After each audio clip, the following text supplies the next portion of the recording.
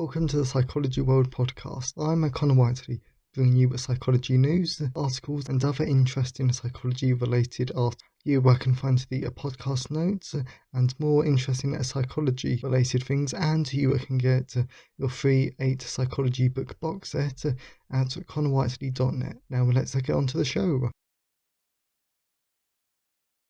Hi everyone, and welcome to episode 178 of the Psychology World podcast with me, Connor Whiteley. And today's episode is on how to prevent burnout in autistic people and what is Spoon's theory. And it's Saturday the 12th of November 2022 as I record this. So I was actually rather surprised when I found out that on the podcast we haven't looked at autism once. We've not looked at anything to do with it whatsoever, which actually really did surprise me, because it's a very common condition. It's a condition that I've had tons of friends with. I completely messed up like that sentence, but get my gist. So I'm actually quite surprised that I've not covered it before now though. But today, we actually are, so we're going to cover burnout and also the Spoon's theory, which is something that's actually very interesting, and you can actually apply it to tons of different conditions. So if you're interested in clinical psychology and autism, then this is definitely a great podcast episode for you.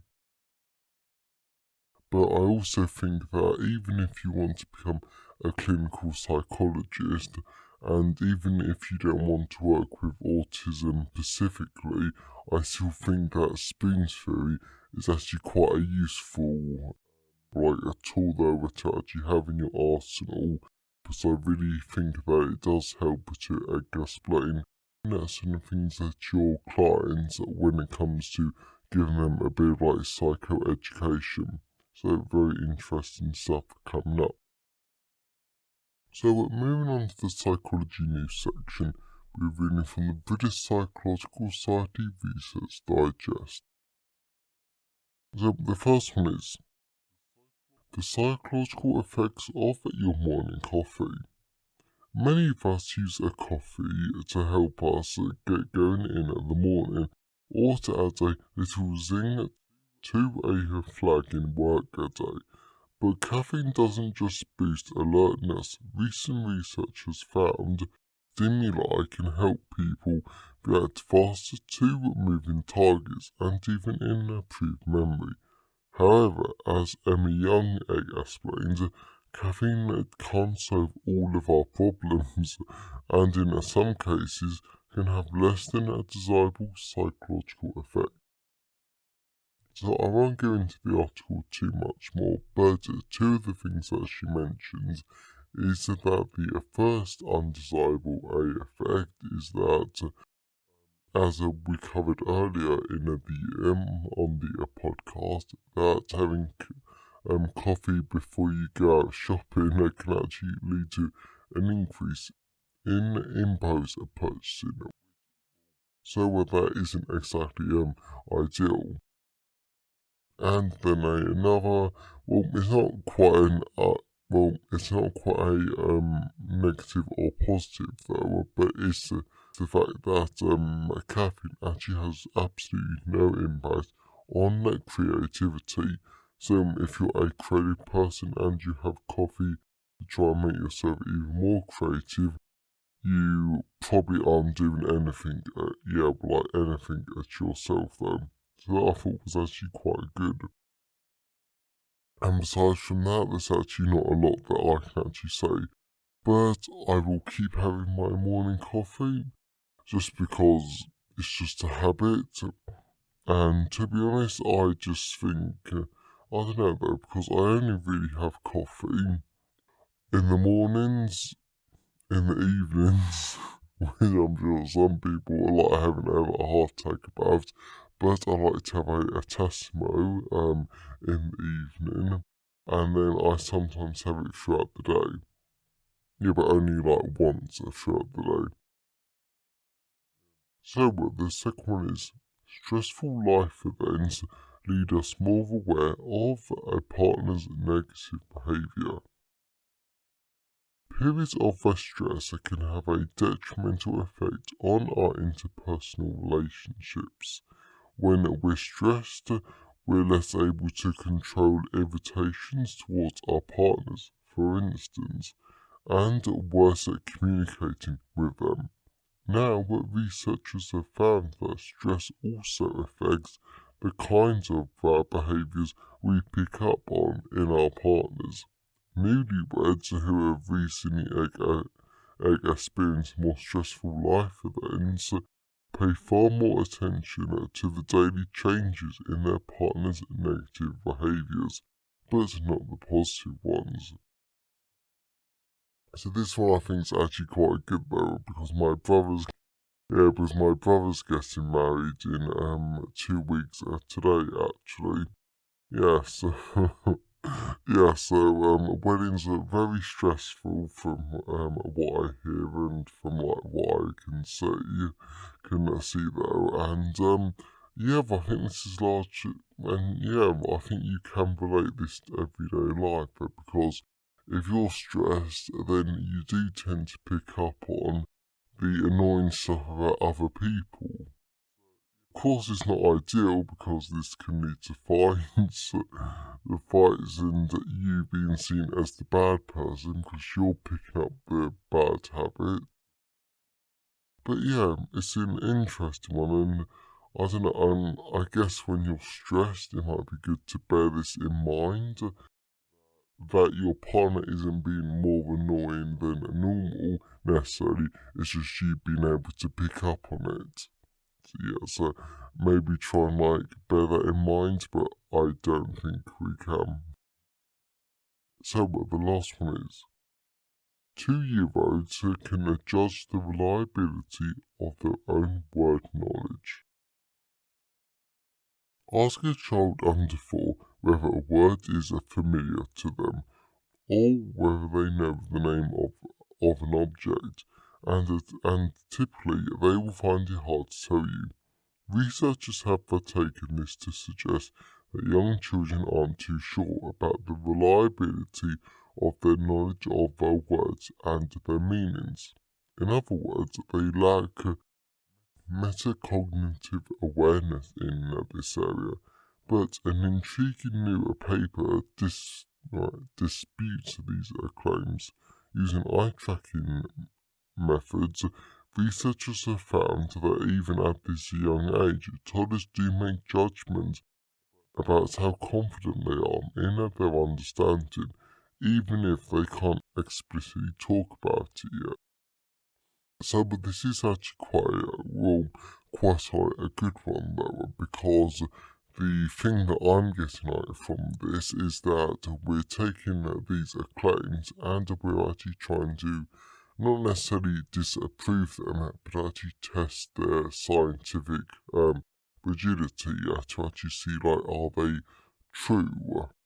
And of course, in our science, truth is a very loose term though, because we can only like test and falsify claims though, and we're actually proving these suggestions, or in this case, possibly falsifying them.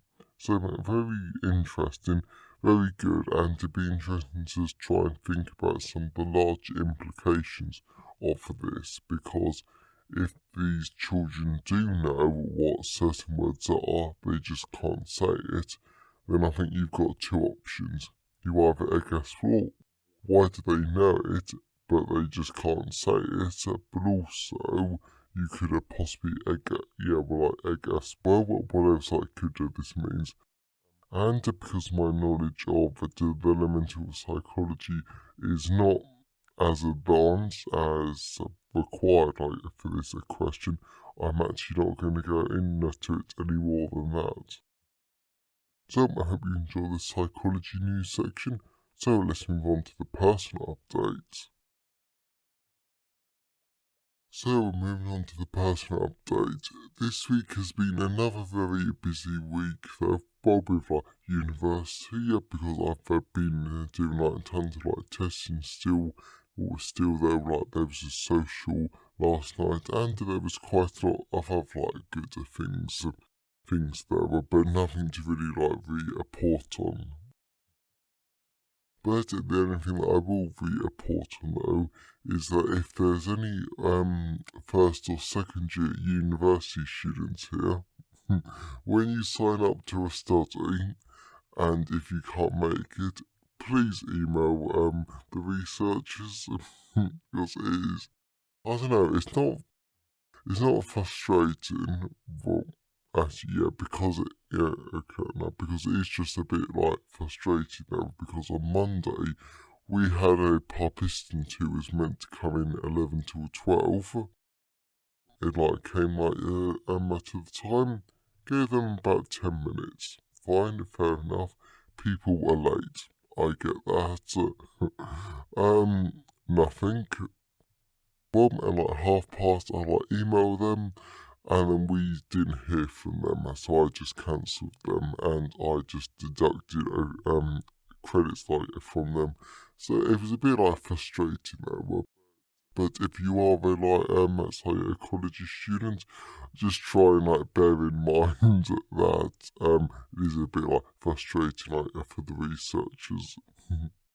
And to be honest, it's just a simple email where it's actually like really kind. Because I also had another participant cancel this a week because of like trainer strikes, and they actually couldn't like get to university. Yes, that was fine, fair enough, and I just did it as a like excuse no show, just so they didn't lose any credits. So as always, I always love to hear your thoughts and feelings on today's episode. So you can always email me, connorwhiteley@connorwhiteley.net. You can always leave a comment at the show notes at connorwhiteley.net/podcast. And you can always tweet me on Twitter at sci-fi-whiteley. I always love to hear from all of you because it really helps make the podcast feel more like a conversation. And you can always leave a comment on the Facebook post at Connor Wiley Psychology Author. And speaking of developmental psychology, from the Psychology News section, well, today's episode has been sponsored by Developmental Psychology. So, this is a really good sponsor for today's episode because not only does developmental psychology goes into tons of really interesting depth about the topic because it talks about like brain development, cognitive development, and also how play develops in like children, in addition to literally tons of other great areas. It also looks at theory of the mind and autism. So if you really wanted to build upon like today's episode and actually like learn more about like autism, then definitely check out this great book that as normal is written in my easy to understand and conversational tone. So that is Developmental Psychology, available from all major ebook retailers, and you can get the paperback and the hardback version from Amazon, your local bookstore or local library if you request it. But if you didn't want to buy a book but you still wanted to give the podcast a bit of like one-time support, then you can buy me a coffee at buymeacoffee.com/ConnorWhiteley. So let's move on to the content part of today's episode. So moving on to the content part of today's episode.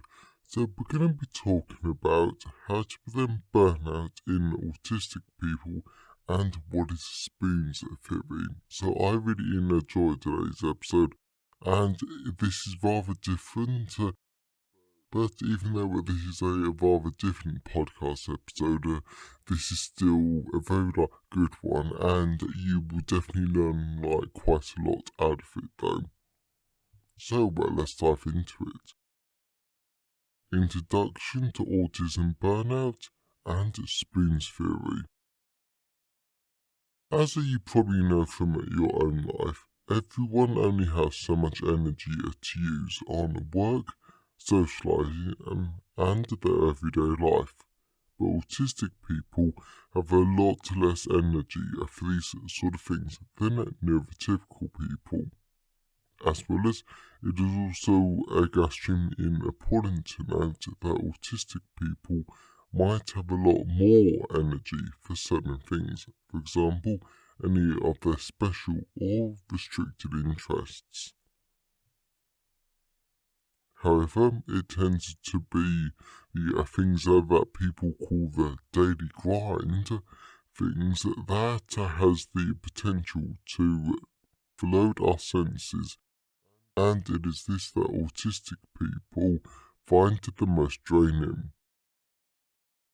Leading writer and speaker Christine Masnada to come up with her spoons theory, and this is most commonly used to explain what it feels like to have a limited amount of energy, and because of this, a person has to make choices so that they can hopefully avoid or minimize fatigue as well as burnout.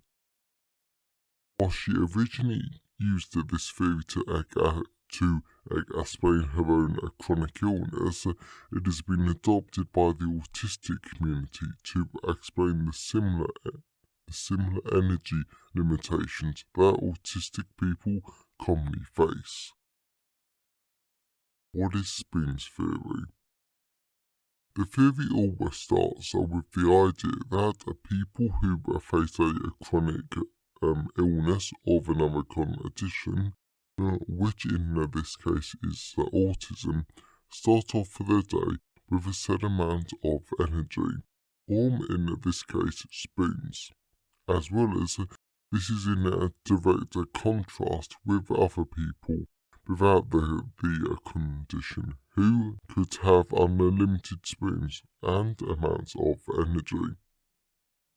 Following this, after a person does something, they will use up one of their spoons, and once they've used up a spoon, it's gone, and they are unable to get any more spoons to replace it.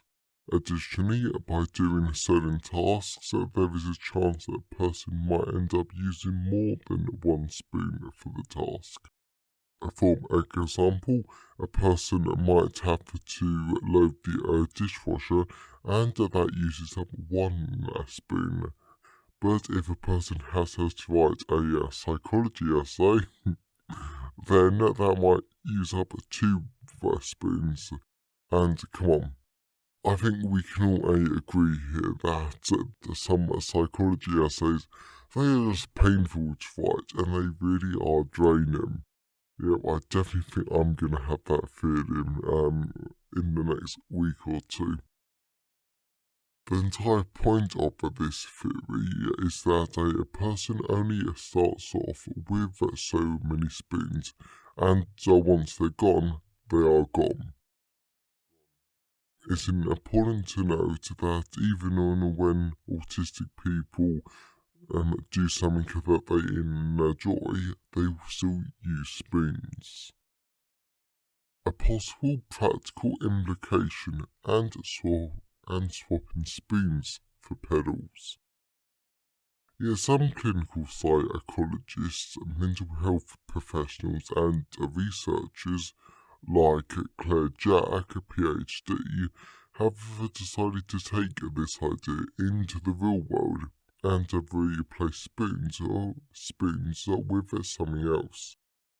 Instead, some clients prefer to think about spoons as pebbles, because the great thing about this is that you can literally have a jar full of pebbles in the therapy room with you. Then, if you're doing some psychoeducation with the client, you can literally show them how this theory works, using the practical example of taking pebbles out of the jar. Of course, nothing on this podcast is ever any sort of like official advice, but it is an interesting idea.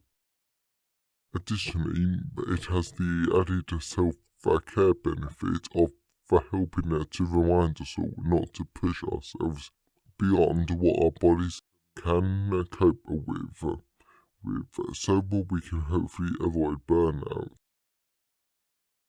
What happens when a person has no pebbles left?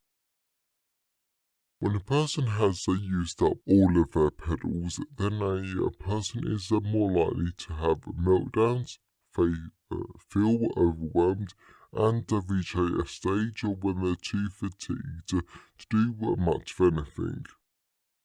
One of the reasons for this, and a bad habit that people do when they're burned out, is that to keep doing things that require a lot of energy, and people basically pretend that they have an endless supply of pebbles. This only leads to greater exhaustion, fatigue, and burnout. As well as the real risk here is that this fatigue might last longer and to take the person greater effort to recover from compared to if they simply faced up to the fact that they should have had a break earlier due to the lack of pebbles. Personally, I do understand this section because there have been so many times that when I felt fatigued, but I've just pushed on because I wanted to be productive and I had to be really productive. Then later on, I found myself even more fatigued and exhausted, and this lasted into some of the next day. Therefore, I really have learned the hard way that you need to listen at your body, and that when you're exhausted, you will need to stop or face the consequences. Also, for people without these conditions like myself, we have unlimited, more or less, supplies of pebbles or spoons. And it's good to acknowledge that people with these conditions get frustrated that they have a limited supply. They don't believe it's fair, right, or good that they have to consider conserving their energy. So that when we meet people with these conditions, we need to be mindful of what they can do. Of course, only after they tell us what we can't do, but we must never ever assume that you cannot do something because of a condition without finding out if they can't do it. And that's just a little snippet from the Mental Health Capacity Act. I know, the Mental Capacity Act. Yet we also need to be mindful and to help accept that it's okay that they only have so much energy and isn't something to be ashamed of. Preparation is the key, and how to replenish pebbles. I truly believe that this goes for everyone listening or reading this podcast episode, but to prevent burnout, we need to prevent ourselves from using up all of our allocated amount of pebbles. Of course, this will be very hard to do, but it's important. Nonetheless, if we already used up our pebbles and we are completely fatigued, then we need to realise what do you need to do to replenish your energy. This will be different from everyone. You might want to read a good book, take a walk, be in a complete silence, or do something else entirely. And there'll be all the things that we can't avoid, like university, parenting, or work. So in this case, we should probably ditch the things that we don't need to do and stop these things from draining us even more. Conclusion. I have to admit that this was a rather different podcast episode from the normal, but this was needed. I really wanted to do this episode because we needed to look at autism, how autistic people's lack of energy for everyday grind impacts them, and most importantly, how to help them. I'm sure that there are listeners of the podcast with autistic family members, and if that's you, then I really hoped that this helped. If not, then I hope that you still found this interesting, and that you will never know, but you might be able to apply this idea via spoons and pebbles and energy levels to your own life to prevent burnout. So I really hope that you enjoyed today's episode and that you got something out of it. I know that I definitely did because now that we've looked at autism once, we will definitely start to look at it again though in the future. So but that would be very good. And I've actually got a lecture on autism on Tuesday, I think, or the following Tuesday. So, if you know someone who would enjoy today's episode, then please share it with them. I'm always really grateful when you wonderful people help us spread the word about the podcast. And if you wanted to learn more about today's episode, then definitely check out Developmental Psychology, available in all the usual places. But if you didn't want to buy a book, be still willing to give the podcast a bit like one-time support, then definitely check out buymeacoffee.com/Connor So have a great day everyone, and I'll see you next time. Thanks for listening today. I hope you enjoyed it. If you want to see the show notes, then please go to connorwhiteley.net. And if you want a free 8-book psychology box set, then please go to connorwhiteley.net. Have a great day, and I'll see you next time.